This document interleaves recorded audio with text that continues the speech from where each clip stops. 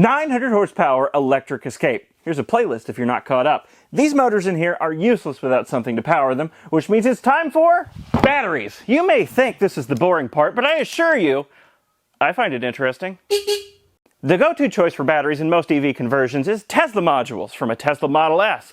They're compact, they're well packaged, they have integrated cooling, they're energy dense, they're great choices. But I'm not using them because they're not powerful enough. This thing is capable of 450 horsepower. That's 335 kilowatts, and I've got two of them for a total of 900 horsepower, 670 kilowatts. According to this listing I found, modules out of a 90 kilowatt hour pack are capable of outputting 1,000 amps for 10 seconds. If you string 16 of these modules together for a full pack, that's a nominal output of 365 kilowatts. Nowhere near 670. Now you might be thinking, hang on, a Model S Plaid makes over 1,000 horsepower. That's 750 kilowatts and it uses Model S modules. Well, yes, after 2019, they totally redesigned the battery pack in a Model S. And while those batteries will obviously give me the power that I need, I don't know where to find them. And they went from 16 modules down to just 5, so the modules are huge now, making them much more difficult to package, so I'm not going to use them. Where are the batteries going to go? I'm going to have 6 groups of 4 modules parallel together, represented by these foam blocks right here. I'll have 8 where the gas tank used to be, stacked on top of each other. I'll have 4 right here, another 4 right here, and the remaining 8 modules will go here in the engine bay, where they will barely fit. And yes, you saw that right, the batteries will be the lowest point on the Escape, which was kind of unavoidable given how freakishly tall these battery modules are. 2 common stats when talking about batteries are power density and energy density.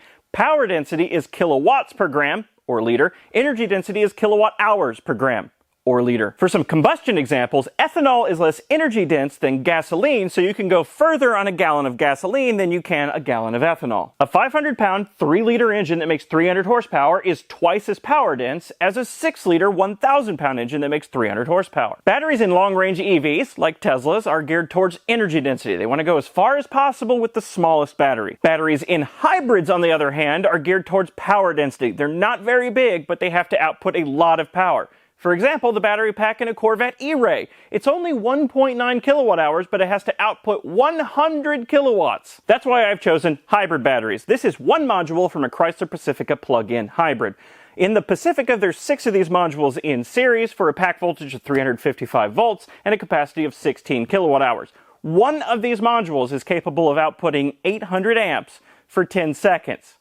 I'm going to have 24 of them, meaning the output capacity of my battery pack will be 1,100 kilowatts. That's 1,500 horsepower. Going with a hybrid battery came with 2 distinct downsides. The first is power density at the expense of energy density. A Tesla battery pack that weighs the same as my battery pack would have about 90 kilowatt hours of capacity. Mine will only have 64 kilowatt hours. The second is cooling. Tesla modules have integrated cooling built right into the modules. You just plug in coolant hoses, pump it full of coolant, you're good. These have this. These are T-shaped aluminum extrusions that go up between the pouch cells in the battery module and draw heat down to this bottom plate here. In the Pacifica, these modules sit on a liquid cooling plate, a stamped piece of metal with coolant flowing through it to draw heat away from the batteries, which means I gotta make my own cooling plates. Like this! The core of this cooling plate is this piece of 1/4-inch thick 5052 aluminum that I had laser cut at Oshkosh, no affiliation. Now I need a top and a bottom skin to make this the middle of the sandwich. All right, who's for dinner? Is it gonna be you? Or maybe you? Oh, I see you trying to hide over there. Gotcha. You thought you could hide from me? What we got this time? Ooh, I like this one. Okay, bye birds. This video is sponsored by Factor. Prep-free meals delivered straight to your door. But I'm sorry to inform you they will not deliver straight to your bucket full of baby turkeys. Yes, those were turkeys. Around where I live, the fast food takeout carryout situation is terrible, so Factor has been extra good for me. Often the choice is between go out, get fast food, eat it, feel terrible, spend a lot of money, or stay at home, heat up one of these Factor meals that's ready in 2 minutes, and don't feel like garbage afterward. It's a pretty easy decision to make. Factor meals are delivered to your door in a refrigerator box, and when you're ready to enjoy one of these meals, you just slide off protective cover, vent the film a couple times with a Stably implement, throw this in the microwave for 2 minutes. Hey, you're not a Factor meal. Hey, you're not a turkey. And then you've got a delicious, ready-to-eat meal. I usually go for the chef's choice meals like this spicy poblano beef bowl right here, which is absolutely delicious. It's one of my favorites. But there's keto, calorie smart, and vegan options as well. If you want to try Factor for yourself, go to Factor75.com and use code AGINGWHEELS50 at checkout to get 50% off your first box. Again, that's Factor75.com and use code AGINGWHEELS50. I start by rough cutting the shape out of this sheet of 063 5052 with a jigsaw. Then I can refine the shape over at the StepCraft CNC router using the vacuum clamping table to hold it down. And yes, there is enough airflow through this thin sheet of MDF to hold the aluminum down to it. There are no holes in this MDF. Anyway, as I was saying, there's obviously not enough airflow through the MDF to hold the aluminum in place, so I had to place it directly on the vacuum clamping table. I found some weld-on aluminum coolant fittings on eBay, so I welded those in place. Badly. At least they don't leak. Probably. I cut out this melamine form on the CNC router and wrapped it with packing tape so the epoxy won't stick, and I'll be sandwiching the layers together with epoxy and smashing them flat with these bolts and some clamps around the edges. The epoxy I'll be using is either this West Systems G-Flex or this TotalBoat Thixo Flexible. The key component here being this is flexible epoxy to reduce the risk of stress fractures causing leaks in my coolant plate.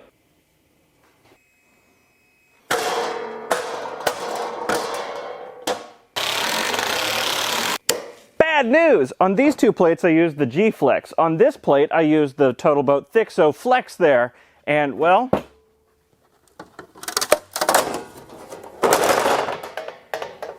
to say I'm disappointed at this is a massive understatement. I got this stuff because it's supposed to be flexible, and it's brittle and it's weak. It's not going to hold anything together. Look at that! I didn't have any of that problem with the G-Flex, but it gets worse. The CNC isn't going to work to cut out these top and bottom skins for the coolant plate. Seemingly at random, the router bit will go from cutting to melting, and I went through 3 router bits before I decided to heck with it. I'm going to have these parts laser cut too, like I should have done to begin with. Unfortunately, I decided that after rough cutting out all of them. So between this mishap and that mishap, I wasted about $600 of aluminum. I'm going to go take the rest of the day off now because this isn't going well. I'm waiting on materials for 4 cooling plates, but I've already got 2 made, which means I can make 1 battery box. So I'm going to start with the most visible one, the one in the no longer an engine bay. Now what I don't want is for someone to open the hood of the Escape and see a big, boring black box. That doesn't inspire anyone. So I'm going to make this box out of something special. Clear polycarbonate.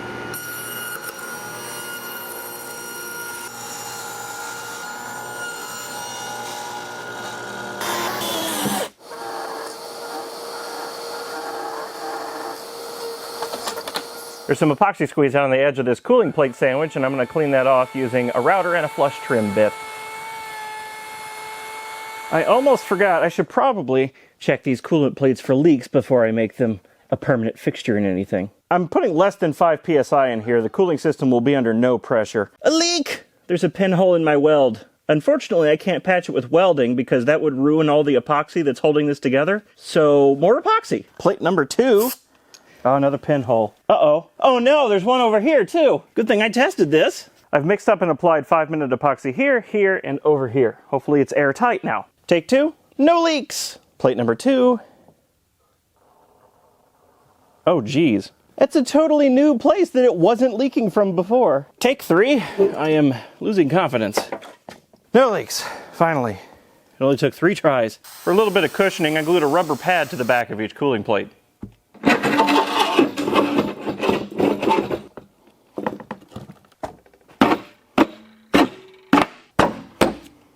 You may have noticed I left out the 4 modules for the center. That's because I just needed these components all stacked up in place so I can see how far apart the top and the bottom of the box are so I can make the sidewalls to fit. Since you don't have a good sense of time progression on YouTube, let me just tell you, it's taken me weeks to get to this point. My first idea of what the battery box was going to look like and this are completely different. Nothing alike at all.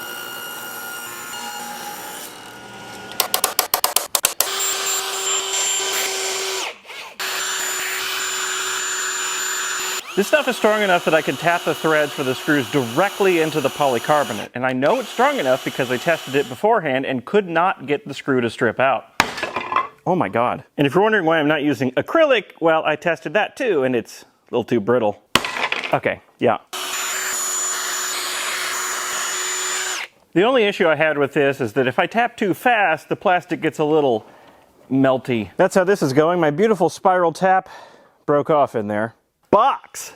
To say this took me longer than... I've taken the battery modules out. To say this took me longer than anticipated would be an understatement. Between the last shot and now, a week has passed. Drilling and tapping each one of these individual holes around the edge took forever.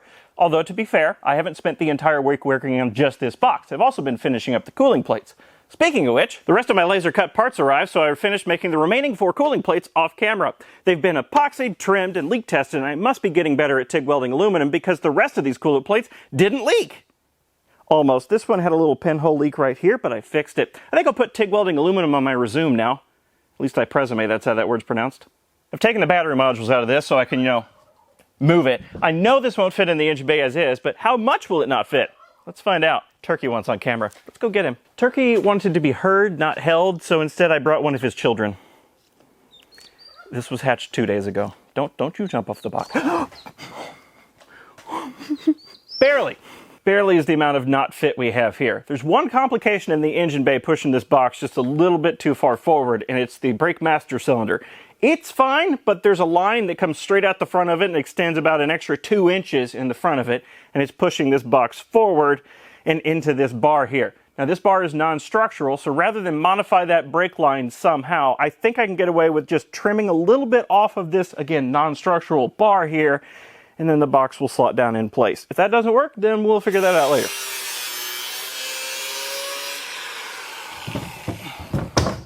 I need to trim away something down here. Remember how I said it will barely fit in here? It'll barely fit in here. By the way, the 8 modules that'll go in this box here is about 21 kilowatt hours worth. I already explained why I picked the modules that I did, why I didn't go with Tesla modules, but I got curious. How many kilowatt hours worth of Tesla modules could I fit in this same spot? And it's 28 kilowatt hours worth. And to make matters worse, they'd be 6 inches shorter in this direction. And this direction. So if you're planning an EV conversion, Tesla modules are the better option. But no, I gotta have 900 horsepower. Idiot.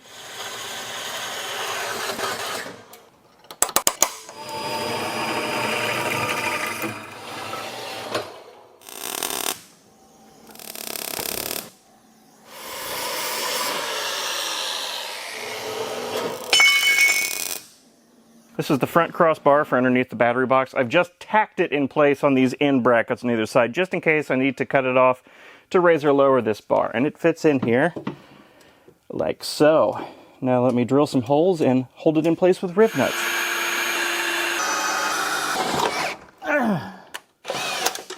Ah, shit!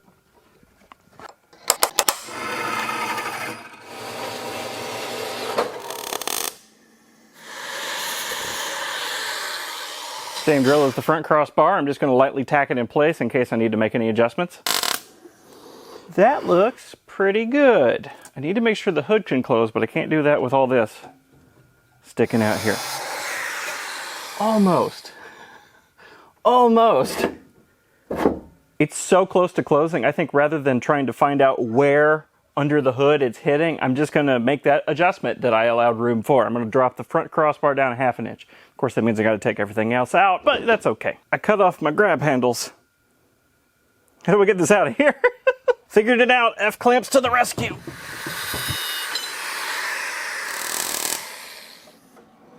And hey, I finally upgraded this thing to a link belt. So now, no more vibrations. I need to add some outriggers to the frame to hold this battery box in place.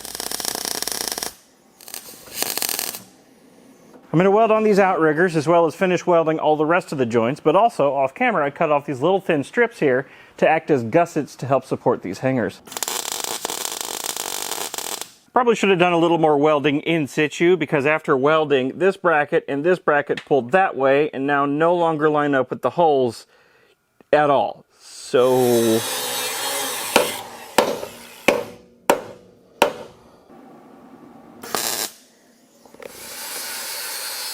much better. All the holes lined up. Time to begin final assembly of this battery box. I'm going to start with some rubber isolation on top of this frame. Best part.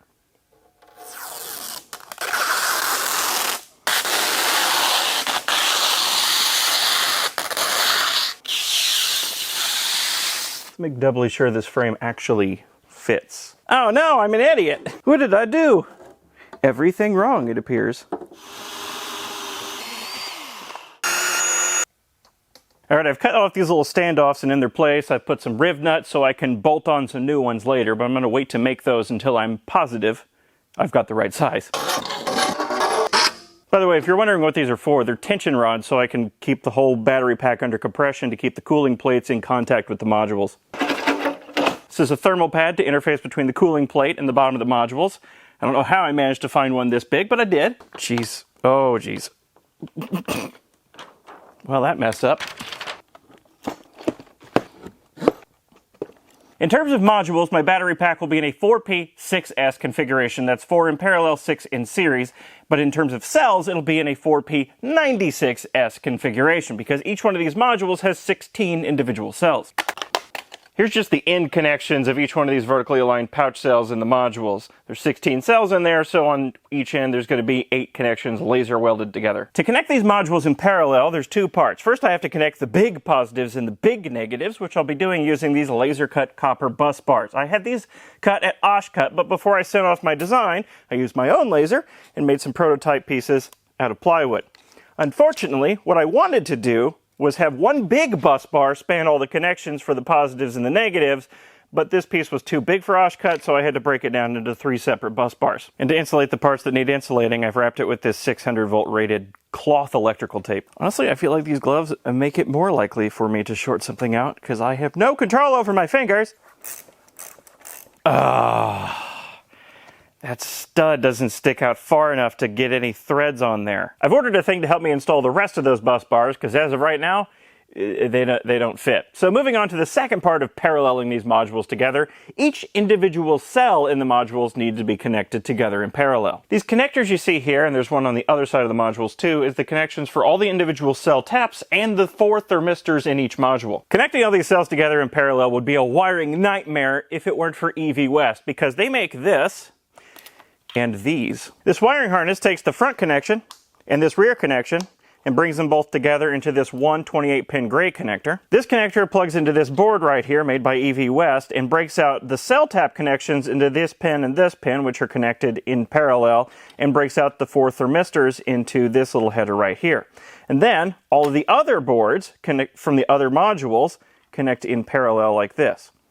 In addition, there's also trace fuses on the bottom of these boards in the case of a cross current event. Rather than melting a wire, it just blows one of these trace fuses for safety and extra fire protection. Unfortunately, I had to modify these boards slightly. These pins and these pins all come out vertically, so the harnesses can connect to them like this, but where these need to go in the battery box, that's just not going to work for me. So I need to desolder all of these vertical pins and replace them with pins that come out to the side at a 90-degree angle. Modifying these boards legitimately took an entire day, but it was necessary because this gap in the middle of the modules here, I put it there specifically so I could fit these boards in here. And that wouldn't have been possible with some of those pins sticking straight up out of the board. By the way, no affiliation with EV West. I bought these with my own money, which brings me on to my next point. These are super convenient and super helpful and made everything a lot easier, but they are so expensive. For the whole pack of these, I paid $1,050. And also, Oshcut, no affiliation with them either. These copper bus bars, $1,500 for the whole pack. Just gonna stick this little piece of foam in here to keep these modules from closing this gap. Off camera, I made up this BMS wiring harness to go to one of these AEM BMS satellite units. Each one of these can monitor up to 18 cells, and since each of these modules has 16 cells in it, that means I'll have one of these per bank of 4 modules. I've already got the other one that I made up here between in this little gap here. Ow! As I was saying, the other 4 boards are already between the modules and coming out here. I think I'm going to mount these BMS satellite units on top of the battery box, but that's a decision for later.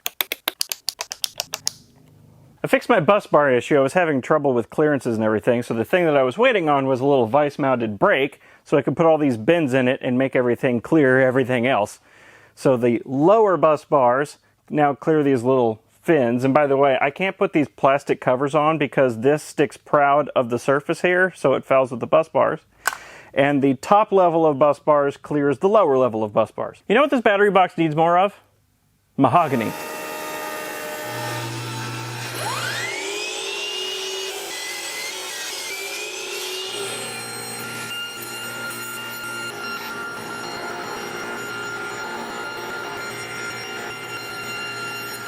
These are just blocks to keep the modules from moving back and forth in the battery box. In the other battery boxes, I'm going to make them out of this block of ABS plastic, but since these will be visible, mahogany, why not?